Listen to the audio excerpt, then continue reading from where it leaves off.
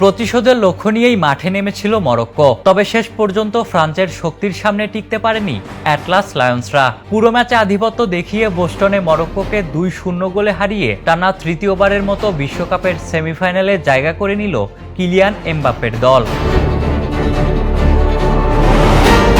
ম্যাচের শুরু থেকে আক্রমণাত্মক ফুটবল খেলতে থাকে ফরাসিরা। প্রথম 5 মিনিটেই দুটি দারুণ সুযোগ তৈরি হলেও মরক্কোর গোলরক্ষক ইয়াসিন বুনোর অসাধারণ দুটি সেভে গোল বঞ্চিত থাকে ফ্রান্স। 26 মিনিটে এমবাপ্পেকে ফাউল করে পেনাল্টি উপহার দেয় মরক্কো, তবে স্পট কিক ঠেকিয়ে দলকে বিপদমুক্ত রাখেন বুনো।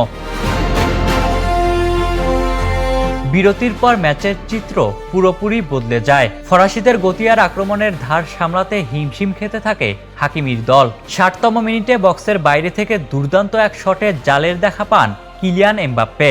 বিশ্বকাপে এটি ছিল তার 20তম গোল। একই সঙ্গে এবারের আসরে তার গোল সংখ্যা দাঁড়ায় 8-এ, যা তাকে লিওনেল মেসির সমতায় নিয়ে যায়।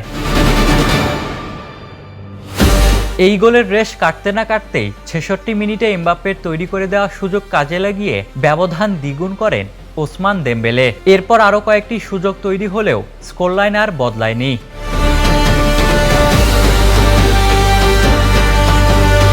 শেষ পর্যন্ত 2-0 গোলের জয় নিয়ে সেমিফাইনালের টিকিট নিশ্চিত করে ফ্রান্স। তবে ম্যাচ শেষে এমবাপ্পের জন্য থেকে যায় ছোট্ট এক আক্ষেপ। পেনাল্টি থেকে গোল করতে পারলে এবারের আসরে তার গোল সংখ্যা হতো 9, আর গোল্ডেন বুটের লড়াইয়েও তিনি আরও এগিয়ে যেতে পারতেন।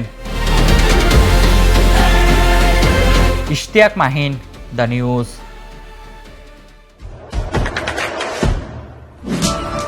দেশে দেশে সবার সাথে দ্য নিউজ।